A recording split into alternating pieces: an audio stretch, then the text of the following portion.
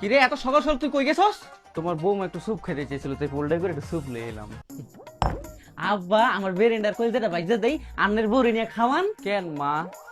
পাড়ার ঘরে পাড়া, পরের মাইয়ার এত কিছু খাওয়াইতে নাই, এতে ঘরের বউ মাথায় উঠতে যায়। তাইলে তোমার তুমিও তো পরের মাইয়া। পাড়ার পর পাড়া কোন জায়গা দিল রে? আরে খাই আমার বউ স্যুপ পড়ে গেল রে। কিরে বউ গালি এগুলো কি ডলতাছে রে? বউ বউ তুমি সাদা সাদা এগুলো কি ডলতাছো মুখে? আম্মা, আমার স্কিনটা ফ্রেশ থাকার জন্য না আপনার পোলার হোয়াইট রোজ পেজ থেকে জাপান চেরি ব্লসম কম্বোটা আইনা দিছে। হ্যাঁ, দাম রাডে দিয়ে আমার সব সম্পত্তি বউর পিছনে ভেঙে লইতাছি। ওগো